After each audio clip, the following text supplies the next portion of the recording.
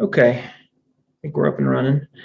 All right, so welcome back. Week 8, cruising right along. So exam 2 is this weekend, and it will be open until Monday, 11:59 p.m., like the last one. So you got all of Monday to finish it. So same setup as last time. It'll have all multiple choice, 40 this time. There are a total of 40, 25 from exam 2 material since exam 1, right? And 15 from the same exam 1 material, if that makes sense. So, every exam's comprehensive, right? So 15 of those questions will pull from the same topics that were on exam 1. The other 25 will pull from topics that happened after exam 1. That's a better way to say that. Everything's worth the same amount of points apiece, 2.5 apiece. So yeah, that's exam 2. Questions about it? Pretty straightforward. It'll cover material through everything we finished talking about tonight. We will definitely not talk about sampling. All right, we're saving that for next time, and that was my original plan. And judging by notes that y'all left me on your submissions, that threw some people for a loop. So sampling will not be covered tonight and will not be on exam 2. We'll cover that fresh next week at the beginning. So yeah, it'll cover through, I'm assuming, all the what's the topic area? Auditing specific, what is it? Specific somethings, specific audit areas, I think is what it is. Yeah. So all of that stuff where we go through each individual, cash, receivables, inventory, liabilities, current liabilities, long-term liabilities. I think it ends with payroll. So that's where we kind of plan on ending tonight, and that's where your exam 2 will stop. Launch into week 8, which is a super easy week. Did y'all think so? Yeah, it was nice and easy. For y'all, it was not easy for me because they have changed a lot of the way it was written in the material. So I had to tweak a lot of things in my notes, and a lot of their questions are gone. So I had to tweak all of that. So this was a lot of work for me. It's still easy. Just had a lot of rearranging my notes that I had to do. All right. So yeah, this is a super easy segment. It's easy to visualize this happening in the audit world. There's no obscure terms being thrown about and vague ideas. It's all pretty straightforward. And it all is organized kind of nice and neat around the different assertions that we talked about last week. We've got a chapter on cash, and they talk about testing for the existence of cash, completeness of cash, rights and obligations. And they kind of do that same format with each audit area. So it's organized really nice and neat. So this shouldn't take super long time for us to go through, honestly. So we got a little introduction section here where they kind of go over just in general our assertions again, and in general how to test those assertions, but then they get more specific in each section. So, but it's good to look at the assertions again.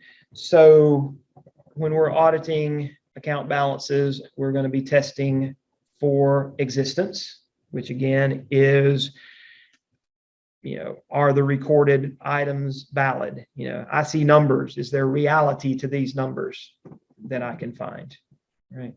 So the way we can test for existence is confirmation, especially if for things we're concerned about overstatements on, like cash and accounts receivable and inventory held by others and investments held by others. Assets, we worry about those things being overstated. So if we see a number on the balance sheet, we're going to confirm if that's true, right? Does that exist? Yeah. Another way we can confirm or test existence is observing. There's inventory on the books. Can I put my eyes on that inventory? Can I observe it? There's investments on the books. Can I observe that those exist? All right. Other ways we can test existence is to vouch to the underlying documents. So remember, we talked about this last week, tracing versus vouching. Vouching, the difference is the direction, right? With tracing, you begin with a document and trace to the records. With vouching, you start with a number on the balance sheet or the trial balance or whatever, and vouch it to some supporting document or something like that in the real world. So vouching tends to be an existence thing. Does this thing that they're saying exists really exist? So we find support for it. Tracing tends to be a completeness thing. Does this real life document find its way into the financial records? Let's see. So it's good to keep those straight. Backing up to confirmation again. We say confirmation is a good test for existence, for things we're worried about being overstated. If we're worried about understatements, confirmation doesn't really fit, right? Because if something's understated, it's not in the records. And what are we confirming? We're confirming things that are in the records, right? So we got nothing to confirm. Oh, missed a chat. Does anyone know if this file was uploaded? Are you talking about the notes? Yeah, it's on there. You talking about in the file section of the Canvas page? Yeah, it should be there for you. Okay, I wasn't sure. Yeah, week 8 notes. Make sure I published it. Yeah, it's published. Yeah, week 8 notes, week 8 questions. I think I usually hit the publish button on those a lot earlier than I did this week. So when you looked, it may not have been published yet. That was my fault. I forgot to go in there and do that. Okay, so that's existence. Completeness, we're worried about whether things were omitted from the financial statements, right? We want to make sure that everything that should have been recorded was recorded. So we'll do what they refer to as cutoff tests, where we'll find the source documents and trace them back to the accounting records. Shipping documents, to cost of goods sold would be an example. Analytical procedures would be applicable in any audit area, but you can really zero in on specific areas in regards to completeness. So that's a good test on completeness too. And then we'll talk more about completeness regarding the specific audit areas we're about to look at. Rights and obligations. Okay, so it's easy to wrap your head, it's easier to wrap your head around rights and obligations, but it's easier to wrap your head around existence and completeness. You can think it through. With rights and obligations, make sure that you take special note of restrictions on anything ties into this assertion. All right, that's a good tip for test questions, because your test questions, when it's testing, blah, blah, blah happens, we would test for this in testing which assertion. All right, if rights and obligations is the answer, the question usually means there's some restriction on some asset. This is pledged as collateral, so that, that kind of thing. So rights and obligations, think restrictions as far as test questions go. So we would test that by inquiry. It's like, hey, are there any compensating balances with the bank? Is there any restrictions on these assets or any of these things pledged as collateral? We'll look at debt agreements for collateral. Management rep letter will specifically address this. A tricky test question to be aware of. Be careful with this type of question. They'll start leading you down a path. It's like, you as the auditor are looking at bank confirmations, and then you're automatically thinking, oh, confirmations existence, right? But then they keep going. They say you're looking at bank confirmations to see if there's any obligation,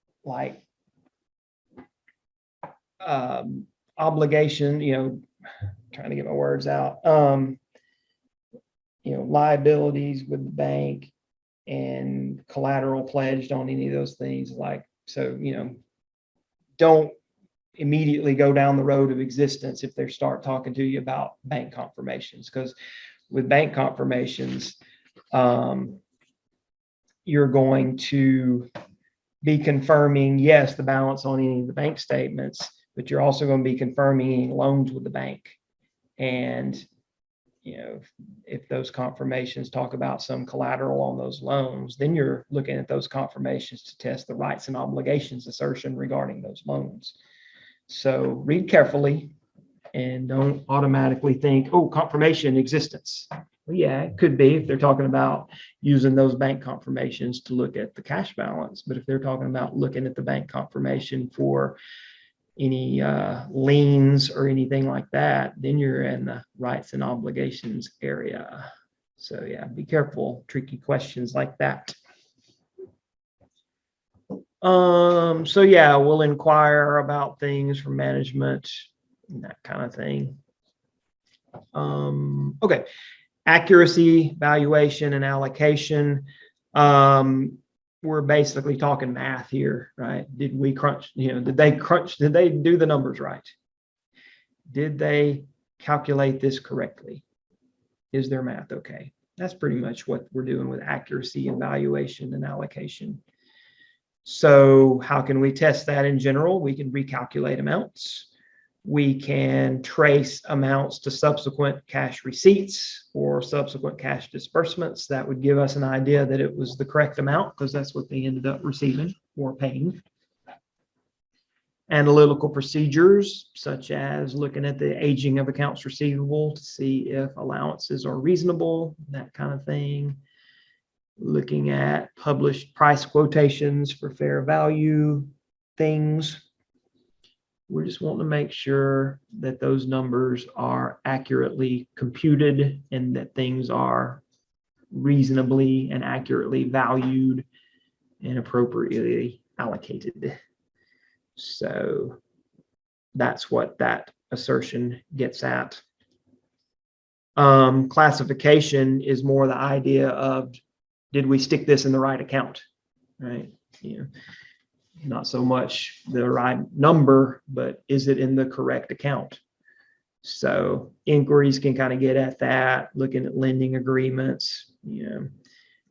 Should this be a long-term liability, current portion of long-term debt, that kind of thing. Or I guess, should this have been a fixed asset instead of repairs and maintenance, that kind of thing.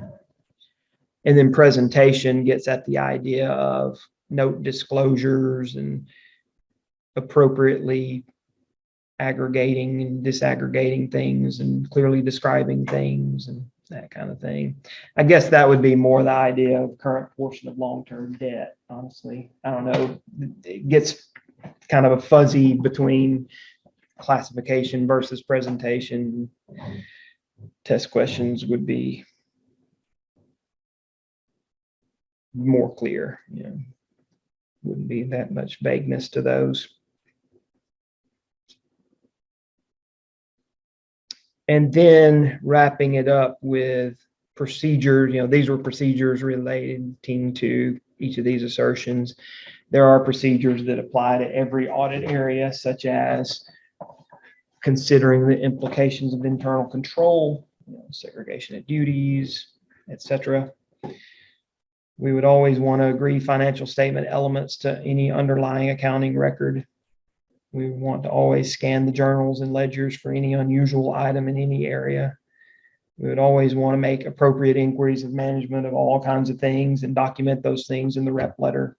We would always want to do analytical procedures in any audit area too, right? So that's just our overview. A lot covered in an overview, but it is an overview nonetheless. And they do all of that, and then they give you a question. So there you go, and an easy one at that. As well, look at it. It's kind of a typical question. There are certain substantive auditing procedures that might appropriately be performed when auditing any element of the financial statements. Which of the following is not a substantive procedure? Well, one of these is not. It's a test of control. Super easy, right? So that goes back to earlier weeks where we were talking about testing controls and, the whole idea of control risk and how we assess that at a certain level, and that determines the extent of our substantive test, right? So test of controls and substantive tests are very different, and they will often ask you questions related to those types of things. This one was a super easy one though.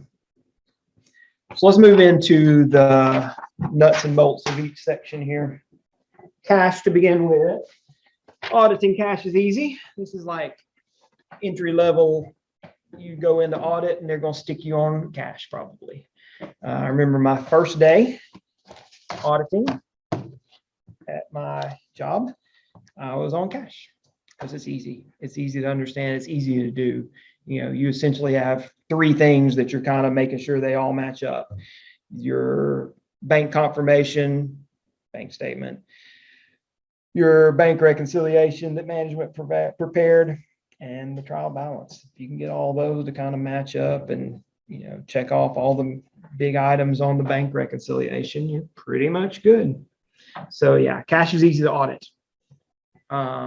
It's a fraud risk, so you would have wanted to make sure internal controls are good.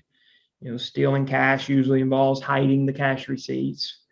So, we mentioned lapping before, I think a week or two ago. So someone might be pocketing cash receipts and keeping a series of adjustments rotating among various customer accounts to hide it. So we want to consider controls that are in place to prevent that type of thing from happening. One control to prevent lapping might be having customers send payment directly to the bank. Lockbox type system.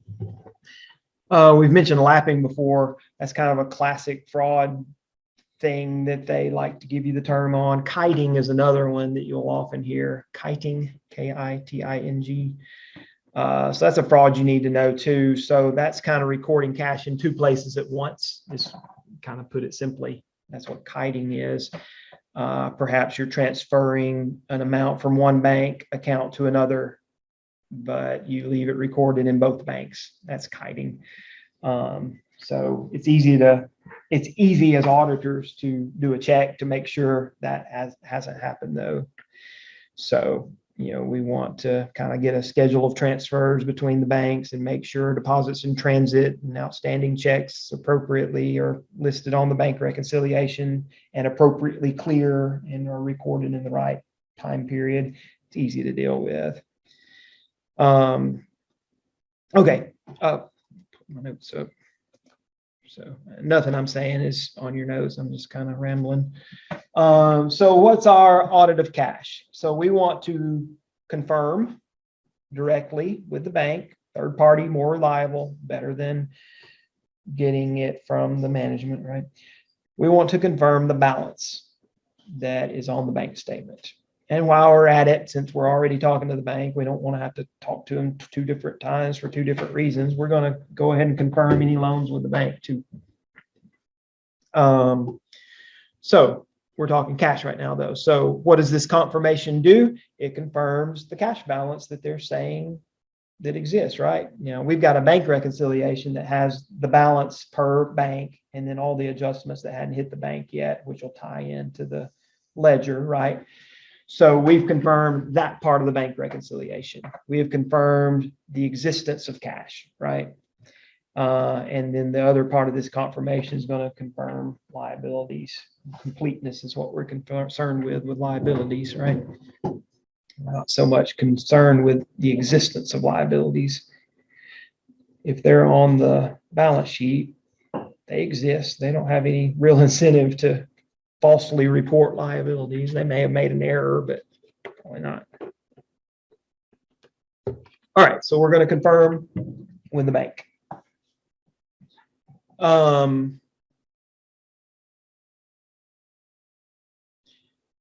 So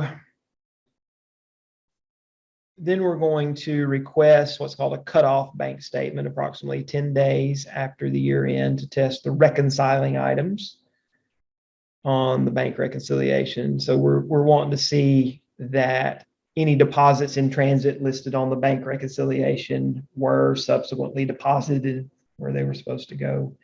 Any outstanding checks did subsequently clear. So we want to test that.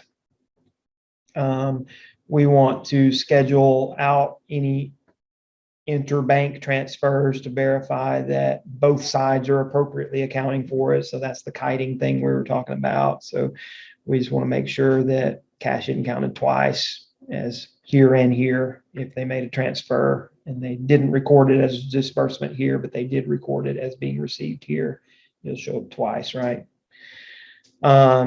If fraud is suspected, we'll do some additional things. They mentioned what's called a proof of cash, where we just kind of take the beginning bank balance, deposits added, checks cleared, subtracted, and compare that to the book balance plus receipts minus disbursements to kind of see if they match up with each other. Petty cash is usually not worth fooling with. It's probably very immaterial. We might count it, but analytical procedure is usually fine. Cash is easy. It's easy to audit. It's easy to understand. Questions they have.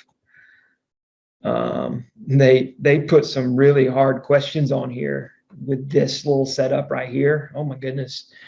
I mean, it's not a difficult setup. What makes this difficult is errors are being made by the company and where they record things. So it's like, oh my goodness, sitting there trying to figure out which of these is truly they're asking for a deposit in transit. It's really difficult, honestly, because of all the errors that they've built into the client's records. I can't imagine this would be a test question. Honestly, it's just a little out there, but I'm sure it threw y'all some fits. So let's kind of look at it. So the thing to keep in mind with this is, what is a deposit in transit? You know, here we're got December and January being dealt with. So a deposit in transit is going to be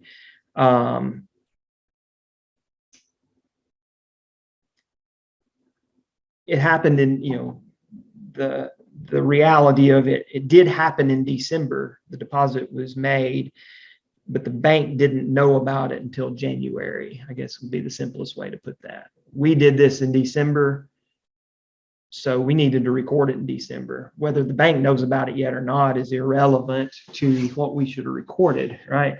So that's what a deposit in transit is. We made the deposit, we recorded the deposit, hadn't hit the bank yet. It is working its way through their system still. So a deposit in transit would be something that we did in December. We did this in December. We did this in December. That the bank doesn't know about until January. The bank doesn't know about until January. The bank doesn't know about until January. Those are your deposits in transit. And that's pretty easy to figure out. This one's clearly fine because everything happened in the appropriate time. Book in the bank's the same. This one's the one that's like, what the heck is going on here? And what the heck is going on here is they screwed up when they recorded the thing. This should have been recorded in December. If they had recorded this in December, it would be fine because the bank recorded it in December too. So it's not a deposit in transit. That's just a deal where the company recorded in January where they should have recorded it in December. So that's what makes this kind of a difficult problem. But yeah, the answer is B. those are your deposits in transit. Would I obsess over such a question? No, this is a little out there, in my opinion. Would I have gotten this right if I had gotten this as a test question? I don't know. There's a lot of confusion to this one. Yeah, it's easy to kind of look at once you got the solution in front of you, but I don't know. I don't know if I could have gotten this one right or not. It's such a mess with the errors. If the errors weren't part of it, simple. I could have easily answered this.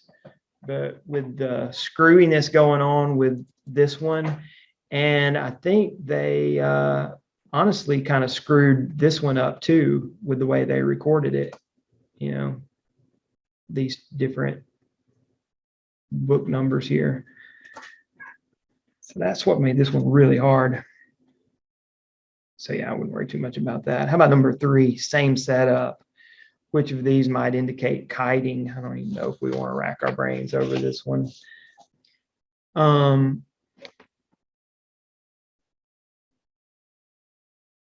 think that's the only 2 I wanted to look at. The others are kind of straightforward, I think. Oh, I did want to mention number 5. They kind of throw some new information on us on 5, but it's important. So they're talking about the statement of cash flows here. It's kind of the first time we've talked about auditing the statement of cash flows. So it brings up a really good point. If we're auditing the statement of cash flows, really the only thing we're worried about is, does it kind of link up with everything else? Because the individual items on the statement of cash flows, we will have audited those as part of our audit, right? The statement itself, as long as it kind of ties into the other financial statements, we're good with the with the statement of cash flows, right? Because all those items we have been testing individually as part of our audit areas, right? The change in accounts receivable, the change in inventory, we've got, those are audited amounts from the balance sheet, right? So our procedures in auditing the statement of cash flows, we're not going to do a sample of cash receipts and disbursements to test the statement of cash flows. We're dealing with our cash audit and doing the right things there. We don't need a proof of cash to verify the year-end cash balance. We're doing other audit procedures for the cash balance. We're not going to confirm amounts on the statement of cash flows with the entity's financial institution. We're not going to do any of that. With regard to the statement of cash flows, we're just going to make sure it links up appropriately with the other financial statements and ties in. So it's a good point I thought they made with that. All right. And I'm good to leave cash if y'all are. Okay. All right, let's look at receivables. Okay, so with receivables. So essentially with the receivables, if we're doing the audit, we essentially want an aging of accounts receivable from management that lists the individual accounts and how old they are. And that kind of gives us an idea of, what's there and kind of how they're estimating collectability. But we'll take that and we'll trace that to the ledger. We'll send out confirmations to, definitely the material customers and, a sampling of some of the others, if not all of them. These days it's kind of easy to send them all a lot of times. But we'll send out confirmations to test again for existence. That would not be a test of completeness, right? We're only confirming things that we know are there. If it's a completeness problem, we don't know it's there. We don't know what to confirm. It's not a test for completeness. It's a test for existence and a test for accuracy, because we're getting them to confirm the amount, right? We will test how adequate their allowance for doubtful accounts is. That's an estimate, but we'll look for the reasonableness of that valuation, right? And we'd want to check if any receivables have been pledged as collateral. And that would be a rights and obligations issue, right? So all these tests will get us pretty satisfied about accounts receivable. So for existence, we'll confirm directly with the bank. Oh, we will. For existence, we'll confirm directly with the customers. Selected customer accounts, confirm stuff I just said, confirm any of this material, confirmed any selected others on a test basis. We talked about confirmations last week and what to do with non-responses and different types of confirmations we could send.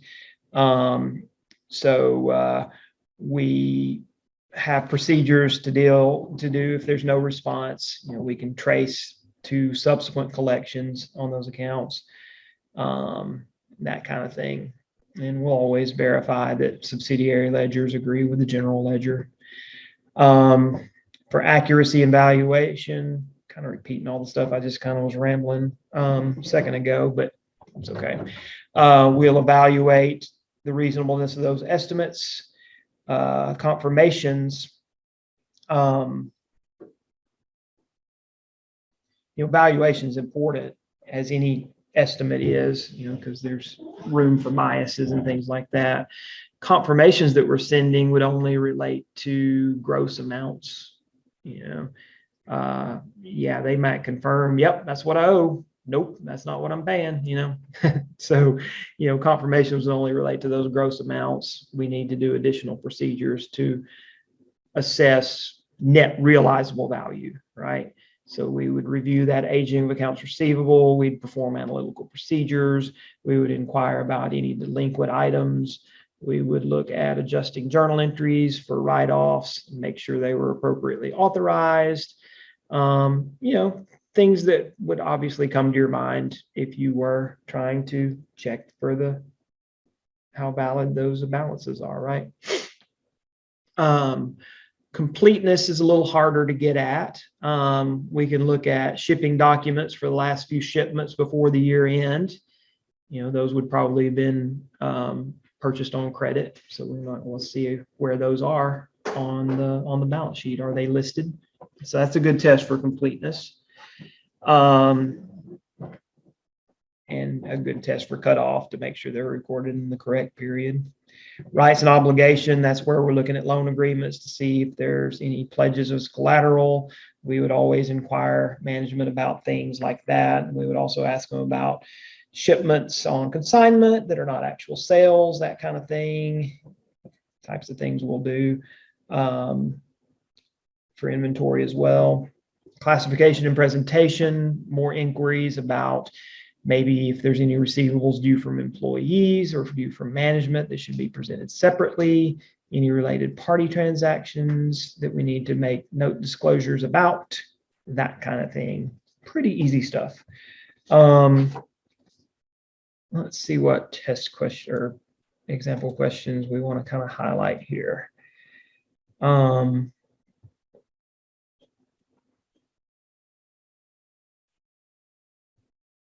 Number 7, I think, was what I wanted to look at. Yeah. While performing interim audit procedures of accounts receivable, remember that's a weaker test, closer to the balance sheet date is a stronger test. I don't know if that's either here or there on this one. That's just me talking off the top of my head.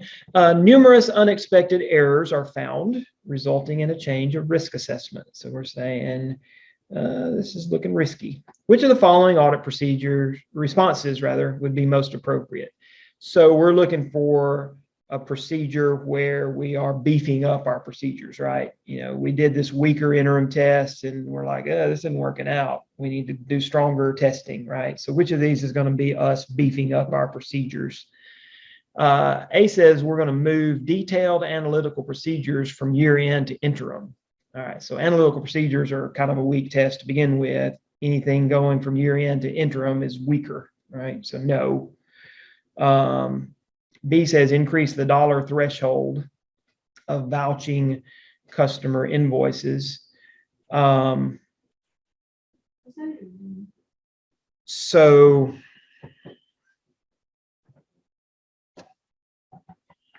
Let me think.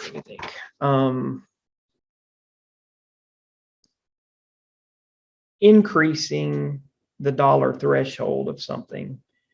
So, so this is kind of getting at an idea of a sample of things that we're gathering evidence on, right? So if they're increasing the threshold of things, that is bigger invoices and more invoices? the dollar threshold. So bigger invoices. So they're increasing the threshold, which would be only focusing on the bigger ones. Decreasing that threshold would put more of a sample size in there, is the way I understand that. Yeah, it's kind of, I was like, all right, let me wrap my mind around what they're trying to say here. They're increasing the minimum dollar. Yeah. D says send negative confirmations. We mentioned that to be a weaker form of assurance. And then D is the best of the answers. It's not, it's a little specific and can be a bit misleading in that regard, but using more experienced audit team members to perform year-end testing, take away the whole idea of using experienced audit team members, and it's still the right answer, right? Year-end testing is stronger, closer to year-end instead of interim.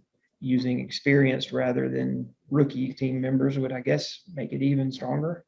But I think the key to answering D is the fact that it is year-end testing. So there you go. All right.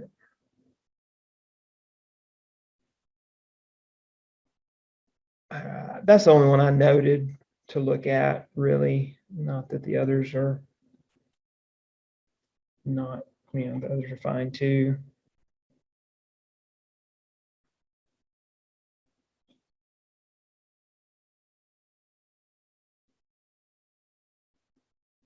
Yeah. Unless there's some y'all wanted to look at.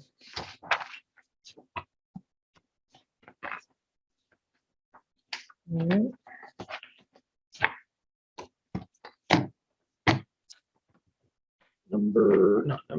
Next section, inventory.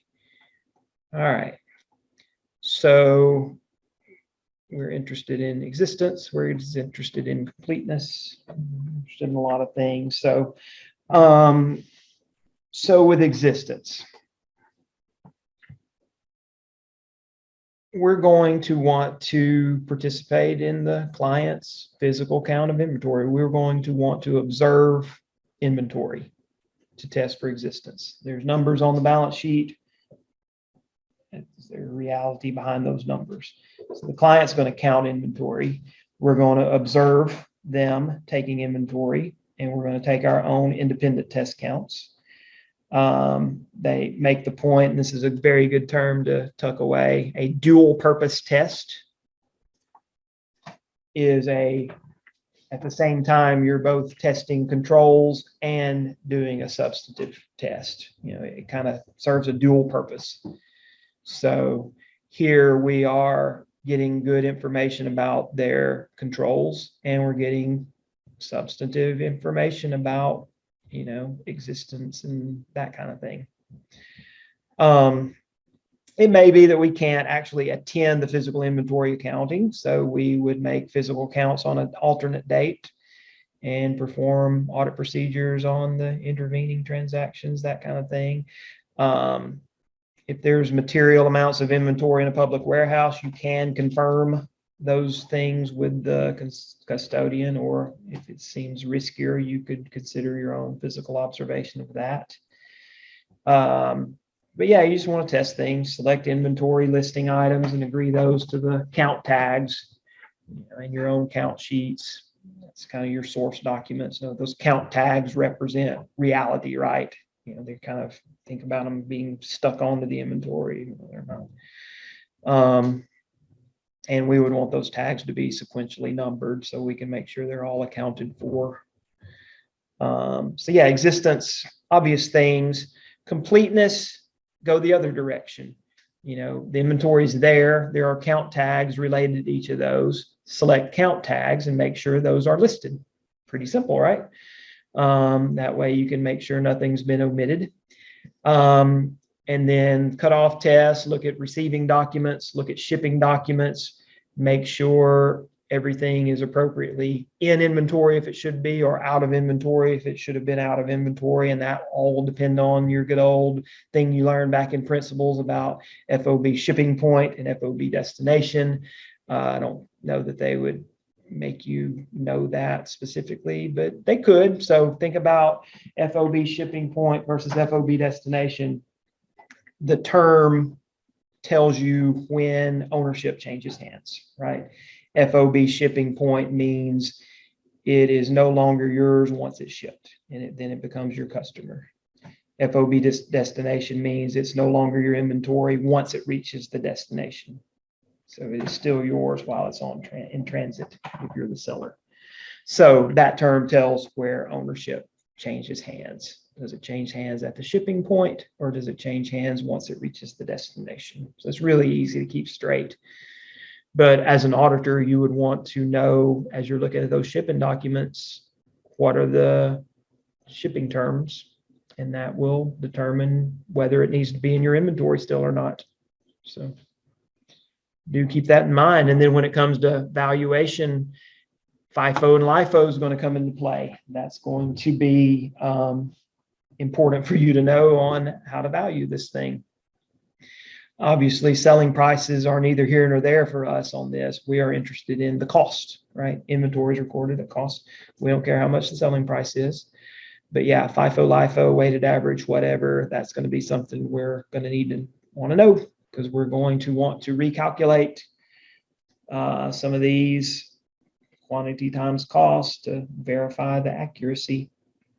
And we want to make any inquiries still along the idea of accuracy and that kind of thing. Is there anything damaged? Is there anything obsolete? Is there anything that we need to write down? That kind of thing. Rights and obligations. Is there anything pledged as collateral? Are there anything like that? Classification and presentation. And you don't tend to see questions about classification and presentation, but if you do, you'll know the answer. But here they're just asking about things like, are there items held on consignment by others, that kind of thing.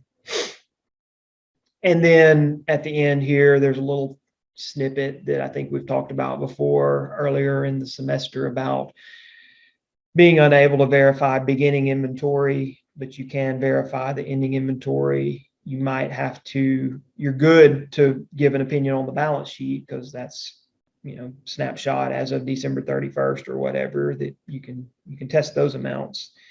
But you might have to disclaim an opinion on the income statement because, cost of goods sold is beginning inventory plus purchases minus ending inventory.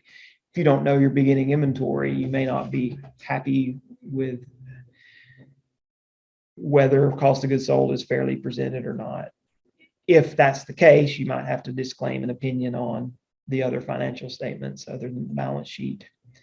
But you might be able to get a reasonableness test that you're satisfied with. So it just depends. But it's a good test question sometime. The auditor's unable to verify beginning inventory. What can they do? And the answer is usually give an opinion on the balance sheet and disclaim an opinion on the others. That's it for inventory. What are our questions to look at? How about number 2? It's a good one. To obtain assurance that all inventory items in the client's inventory listing are valid, what would we likely agree? So this is an idea of existence, right? We've got what they have on paper. We want to say, okay, is this true? Is it actually there? Does it exist? Right? So, we're tracing the records to what is actually there. I forgot what the question was now.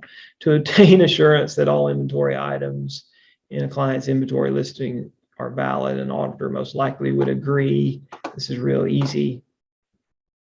That thing we have in our hands, the inventory listing, see if it agrees with the actual thing that's out there, which is represented by these inventory tags, right?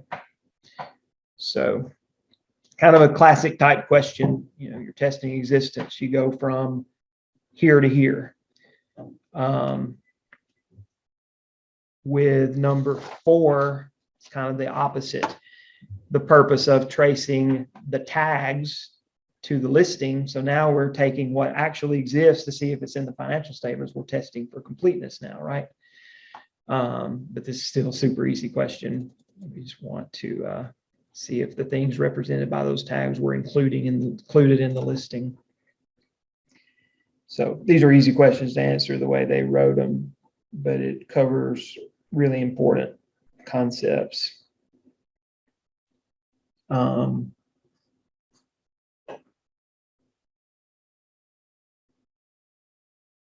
they had a couple other good questions in the past that they took away. So I wish they had left things alone. Those are really the only ones. I mean, the others are good, but kind of very straightforward.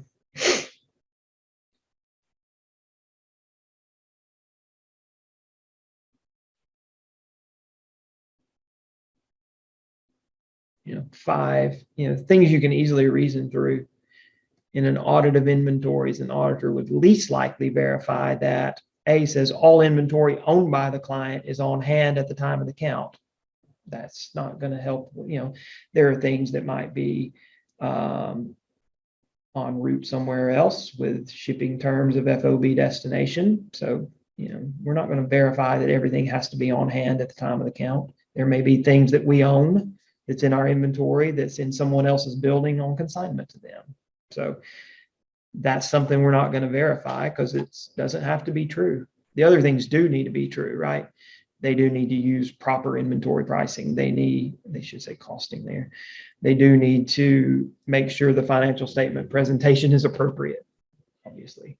They do need to make sure that obsolete items have been properly accounted for. This is a super easy question, but these are the types of questions I'm kind of skipping along the way because it's like, it's real easy.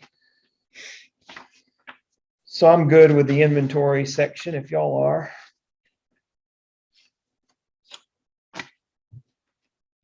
Okay. So we've kind of talked about the big ticket items, cash, receivables, inventory. We're getting into kind of lesser items now to run through as far as talking about them. Investments in securities and derivative instruments. There's not a whole lot for us to talk about here. Honestly. So I think we have a basic understanding of the definition, at least, of a derivative. It's a financial instrument that derives its value from its relationship in something else. Futures, forwards, options, swaps, that kind of thing that we've talked about in other classes like the BEC class and probably in some finance classes and things. A hedge is a derivative used specifically as a defense strategy to protect against risks of things going the wrong direction as far as interest rate movements or exchange rate movements or things like that. So call provisions would be an example. Call options or put provisions or things like that would be an example that comes to mind. But it's simple definitions of what those are. What are our auditing considerations of those? So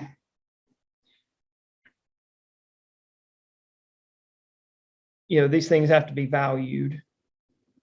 They are risky type things. There's estimates involved. There's uncertainty involved. And that level of uncertainty changes depending on the inputs we have. And then they make the point there's level 1, 2, and 3 inputs. And as you go from level 1 to 3, you've got more and more uncertainty. You know, level one is there are quoted prices, active markets, identical instruments. We're good. I mean, that's strong evidence. It's a verifiable, published, third-party stuff, right? That is sufficient, appropriate audit evidence for fair value in and of itself. Strong. Level two, less, you know, there's other inputs that we can observe, maybe for maybe similar but not identical type things, maybe not as active of markets. We got good information, but not great.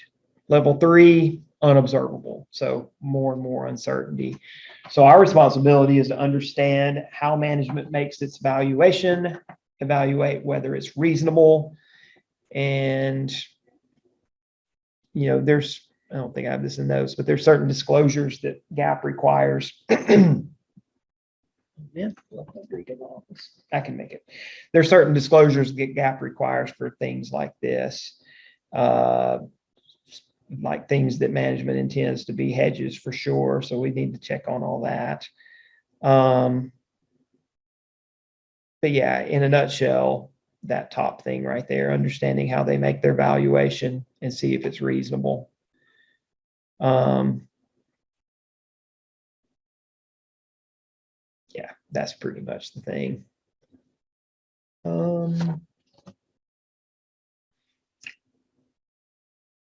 I think number 3 was the one I wanted to look at on this one.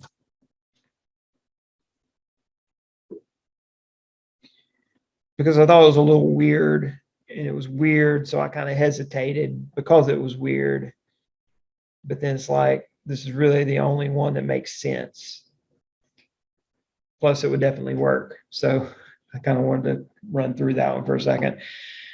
An auditor is testing the reasonableness of dividend income from investments in publicly held companies. You know, the title of this section is about investments in securities and derivatives. So this is just an investment in a security, but they're wanting to see about the reasonableness of dividend income that the company's reported.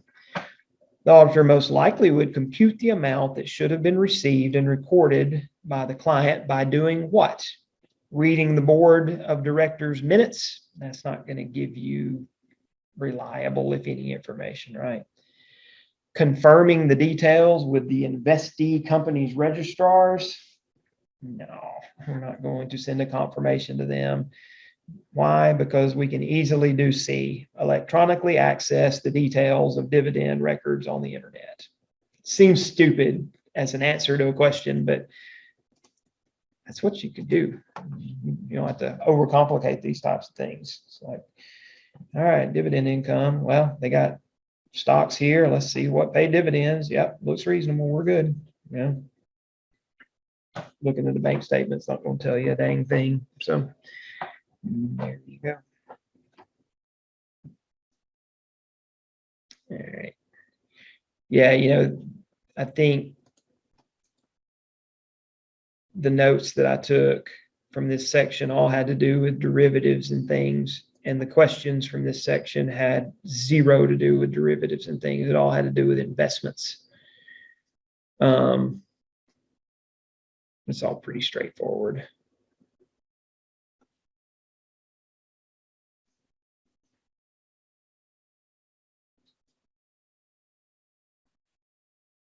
Yeah. Yeah, it's pretty easy to audit investments and things. So I don't think I had any others noted.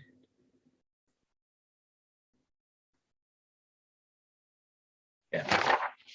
Obviously, we can go over anything y'all want, but I didn't see any others. I just wanted to spend any time on unless y'all did. Fixed assets, very easy to audit. Fixed assets, you know, you got the big balance sheet balance, but typically what you would do in an audit is just audit the changes in it. So you're not really doing all these big tests on the ending balance itself. If you're the continuing auditor, you know, you've got a beginning starting off point because you're good with last year's balance. Look at the changes to it and test those, and you should be fine. Additions and disposals. So for additions, you would vouch to / inspect the underlying documents. You would look for approval in the minutes. For disposals, you would trace the proceeds to the cash receipts journal and the bank statement and that kind of thing. Just obvious things, but the huge question they love that you should definitely take note of in auditing fixed assets is that you want to review the repairs and maintenance account to see if there's any material items that are expense there that should have been capitalized. That's the classic. That's the classic. Because sometimes it's like, was it really repairs or is it, something we should have capitalized? So we definitely want to do that audit step. And we want to look and see if anything's been impaired and if we need to write anything down, that kind of thing. And we'd also do the usual things, I just don't want to do repetitive notes, but we would do the usual things like checking for mathematical accuracy and making things foot and tie to the ledger and everything's disclosed as it should be. There's a lot of disclosures about the depreciation method used, the useful lives used, the different classes of assets and all that. We do all of that too, of course. Things that you would know if you came across it in the test. But this repairs and maintenance thing is really the thing. Looking at the questions, look at number 2. Oops. An analysis of which of the following accounts would best aid in verifying that all fixed assets have been capitalized. Repairs and maintenance. Look at number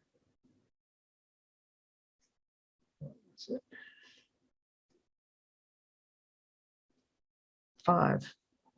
An auditor analyzes repairs and maintenance accounts primarily to obtain evidence in support of the audit assertion that all expenditures for property and equipment have not been charged to expense. That's what we're looking for.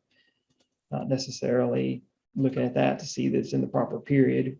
That audit test is to see that we should have expensed it rather than capitalized it. So yeah, that's classic. Definitely.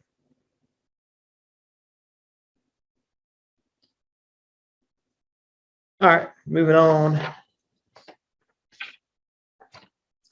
Accounts payable or current liabilities, rather. We're almost done.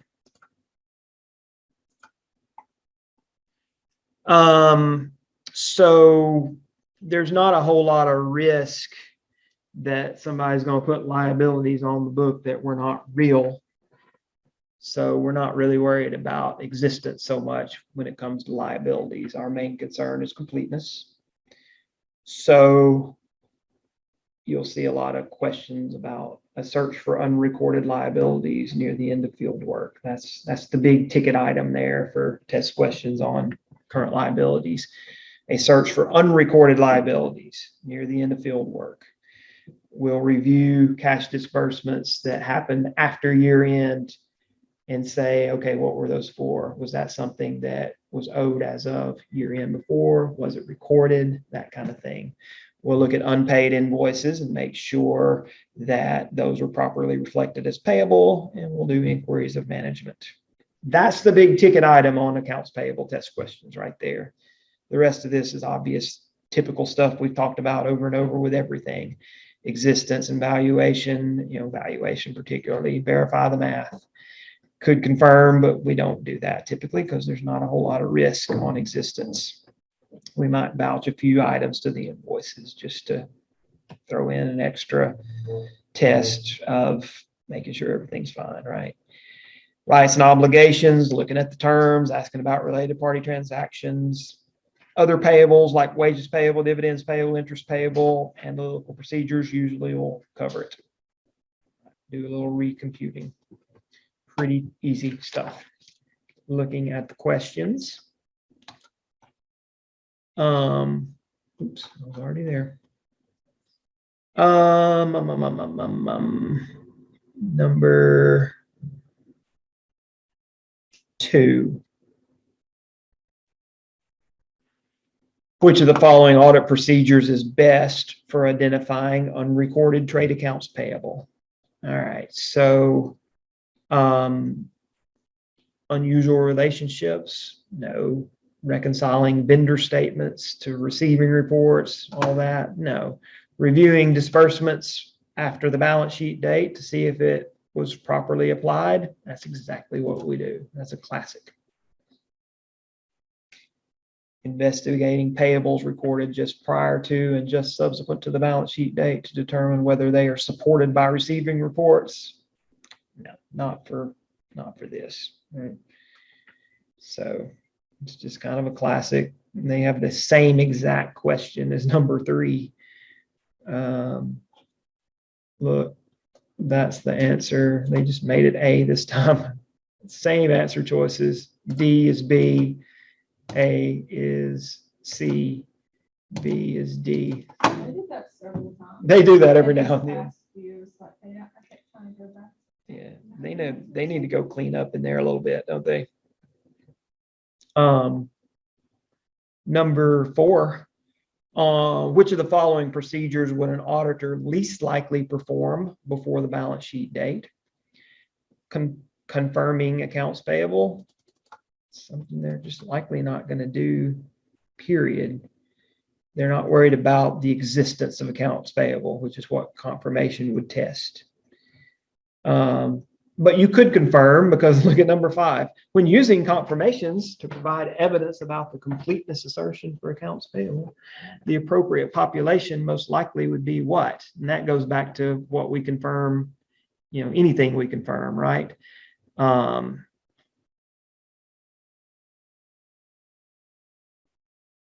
Oh, no, this is a different question, but yeah, it's still a good question. I had a different one in mind, but the answer, if we were going to confirm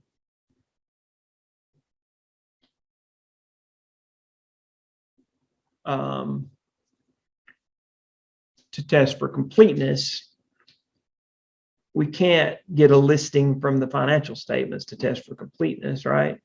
So if we're trying to test for completeness and we're using confirmations, really our only choice is to round up the usual crew of vendors that we do business with and send confirmations to them. And I guess they'd have to be fill in the blank, how much does our client owe you, basically. But yeah, we rarely would need to do this. But if we had to confirm, who else could we, but just the usual crew we do business with, right? Confirming amounts in the subsidiary ledger is not going to be a good test for completeness. That would be a test for existence. So, weird question though. Okay, questions for me on this one? All right, long-term liabilities. Oops, I didn't note much. Kind of like with fixed assets, just kind of using test of transactions to kind of address any increases or decreases. And you would also want to test the interest expense that's related to this to make sure it's reasonable, because those kind of go hand in hand. We mentioned that before about that would typically be on the same audit work paper page. The long-term liabilities, the related interest expense. The test questions here, they had a weird setup with this that is really intimidating. It was really easy. CPA exams moving a lot more toward this type of thing where you've got this real life representation of something and you have to answer a question about it. So this is like a snippet of an audit, tick marks and things on a schedule of their long-term debt additions to payments of, and that kind of thing. So they're saying, when you see this tick mark, what could that be testing? So that tick mark is related to each of the individual payments. So that means, okay, the auditor has tested something about those payments. And as they did that, that was their way of saying, yep, cool, we did it, it's good. Yep, cool, we did it, it's good. So what could it be that they're doing with those payments? A says that they are agreeing those payments to the cash disbursements journal and tracing it to this bank statement. Yeah, that's something they would do. They wouldn't agree it to the general ledger. A cash payment wouldn't hit the ledger as the final balance is kind of the way I read that. That wouldn't be a recomputation of interest expense right there. That's just the payment they're making on the debt. That wouldn't be an agreement of the current portion of long-term debt. This is, again, just a payment. It's not the ending balance or anything. So it's a good little question. 3 does the same thing. This time the schedule, this one showed beginning balance, additions to the debt, payments off of the debt.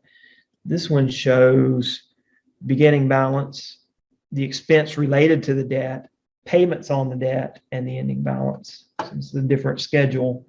They're wanting to know what this little tick mark right here would be. That tick mark you find next to the expense each time. So that means they've done some kind of audit test regarding that expense. That's not a cash payment. It's an income statement expense amount. So would they have agreed that to the cash disbursements journal? No, it's not a cash disbursement. Would they have agreed it to the general ledger? No, it's not a balance or anything like that. Would they have recomputed that interest expense? That would make sense. They're making sure that expense number is valid. That's what they're doing. Those are good little questions there. I like those. Pretty easy. Okay. Very good.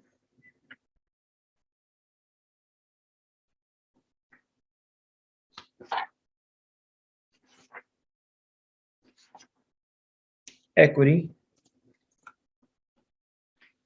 We're getting into less heavily audited and also less heavily tested areas here, but with equity, we got stocks and junk like that in there. So we're going to confirm the outstanding shares of stock. We're going to review minutes of meetings. That's a big deal when it comes to the equity section.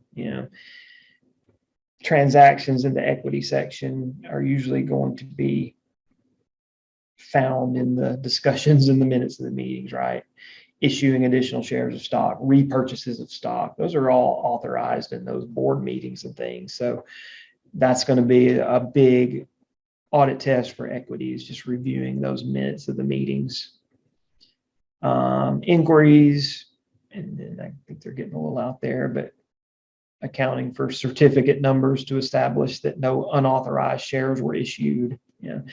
Big takeaway here is reviewing those minutes of the board meetings.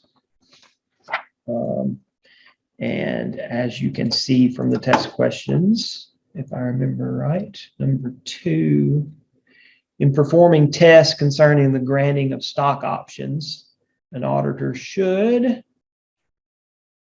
trace the authorization for transaction to a vote of the board of directors. Minutes, right? We're not going to confirm with the Secretary of the State. We're not going to verify the existence of option holders. We're not going to determine that sufficient treasury stock is available to cover any new stock issued. I don't know what that means. So big test for equity stuff is looking at the minutes to see if it was authorized, to see if it was discussed. You'll find things in the board minutes that's like, well, let's see if that actually came about in the financial statements itself too. You can go both directions with this. 3 says an auditor usually obtains evidence of stockholders' equity transactions by reviewing the Hey, minutes of the Board of Directors meetings. So, yeah. Seems like we're getting to the Yeah. Yep, just pick that one. significant.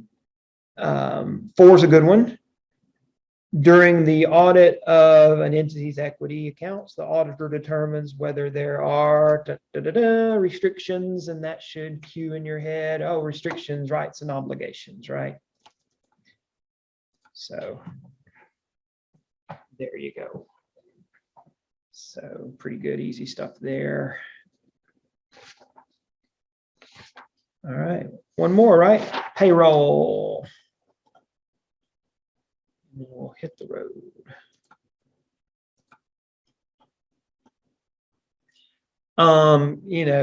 Obvious things with payroll. Accuracy is kind of the key there. I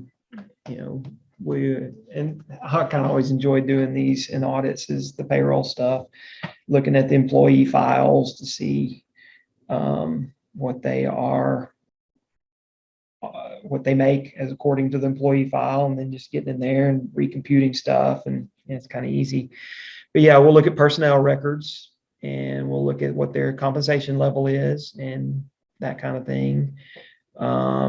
We'll trace transactions from payroll to the ledger to the bank account and recalculate some stuff, and yeah, just obvious stuff. And then the comment here is made that we're looking at income statement elements with this, right? So typically analytical procedures will get at the heart of it. Tests of details, you really wouldn't go that route unless you felt like there was additional risk and you wanted to hit it a little harder. But particularly in governmental audits that I did, we would really hit the payroll files for, additional things like, are there proper employment forms in the file? They have the I-9s in there and that kind of things. But yeah, we'd also look for pay changes and make sure those were properly dealt with and calculated. Yeah, payroll's easy, kind of fun to do. Audit's kind of fun in real life. Classroom audit, not fun. Yeah, I think we can all agree on that. It's the most boring of the accounting classes that there's just no way around it. It's a boring class. It really is. Auditing in real life is kind of super fun. I enjoyed it. Yeah, I like it. But I remember taking undergrad audit. We even had audit 1 and audit 2 in my undergrad. And I took grad audit. And I think those were some of my least favorite classes ever, especially grad audit. I think that's my all-time least favorite class I've ever taken, is this class that y'all are in right now. Just because it's just boring and it's dry. There's no fun problems to work. It's just a bunch of dang rules. And the class I took grad was way worse than anything we've done in here. Our textbook was the auditing standards. That was our textbook. Talk about dry. It was horrible, horrible, horrible, horrible. I hated it.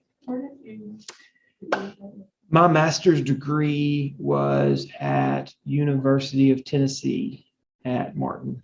Now, I also took an audit class in my doctoral program, and it was actually fun because the guy who taught it just told stories. It was entertaining. Could I have taken what I learned in there and done anything with it? No. He just kind of told stories. Yeah. Most of the people in there did not like the class. I enjoyed it because I was tired of audit classes, and it was kind of fun to hear his stories. And I had done auditing for a while, and I could relate to what he was saying. The other people in there were just like, they hated it, but I enjoyed it. That was the only fun audit class I think I've ever taken. I don't know. My undergrad class was kind of cool because the guy teaching it, I don't think he had any business teaching it. I don't think he had any background in it or an accounting degree at all. But it was fun, and he made us do things that were fun for me because I was weird and am weird, but ended up being really useful. He made us take the entire unqualified, that's what it was called then, audit report and memorize it word for word. I'm talking word for word. If we missed an and in it, he counted off. We had to physically write it out in class. I don't think he knew what else to do with us, but it proved to be extremely valuable. I remember taking the CPA exam and just knocking out any question that had to do with audit reports. No problem. So I kind of recommend doing it. Because that audit report, we hadn't talked about it yet, but it talks about the auditor's responsibilities. It talks about the management's responsibilities. It hits on a lot of important things. So I had to memorize that word for word and write it out word for word. And I also had to remember word for word, these don't exist anymore, but the 10 generally accepted auditing standards. And that was probably more useful than the audit report because I was able to answer tons of questions on the CPA exam from having memorized those. So it ended up being useful. That's all I remember from the class, but it ended up being very useful. I taught audit undergrad as an adjunct one time, and I ended up making them memorize the audit report. They did not like that. Yeah, but it might be very much. No, they didn't. It's like, trust me, it'll be good. So I recommend y'all memorize it too, but we hadn't got any reason to do it in here. Two questions to glance at here just to get at what they kind of would ask, if anything, on payroll. Number one says, which of the following comparisons would an auditor most likely make in evaluating an entity's costs and expenses? So this is kind of an analytical procedure. You know, we kind of mentioned that analytical procedures usually will cover the ground. Which of these makes sense, basically, for evaluating costs and expenses? A wouldn't work. Those are balances, right? It's actually kind of a stupid question now that I look at it, but yeah, I guess just to make the point that this is a decent audit test here is just looking at last year's payroll expense compared with this year's payroll expense. Just something that simple tells you plenty. You know, if it went way up, you're going to be like, huh, they hire a bunch of new people, they give a bunch of raises. It's easy to, you know, if it stayed the same, it's like, okay, that's what I expected, kind of general same area. So that's a decent enough audit test right there. In auditing payroll, number 3, an auditor most likely would A, verify that checks representing unclaimed wages are mailed. B, trace individual employee deductions to journal entries. B or C, observe entity employees during payroll distribution. These are all stupid, right? D, compare payroll costs with standards or budgets. That will give you the best information of those. So there you go. Good enough. And the rest are fine too, but just more of the same kind of easy stuff. When would an auditor extend substantive tests on payroll? Payroll is extensively audited by the state. Oh, they're not going to extend tests if that's the case. Payroll expense is substantially higher than in a prior year. That could be a tempting answer, but if you found that that was the case, you could probably get to the bottom of it without doing these extended substantive tests. This is the problem. Overpayments are discovered. That would be a situation where you might extend tests because you're finding errors at that point, right? So there you And that's where I kind of planned, I think, to stop. Yeah, sampling. I mean, we've got barely enough time to scratch the surface on that. It's a pretty heavy area that gave people a lot of headaches, I think. So we'll start that one fresh when we come back next week. And you've got a smaller schedule of things to cover between now and then. So we need something to fill the class time next time with anyway. So your exam stops where we stopped tonight. Questions for me? Y'all feeling good? Enough? Don't look like y'all feel very good about it. Okay, y'all be fine. That's all for y'all. That's all for me.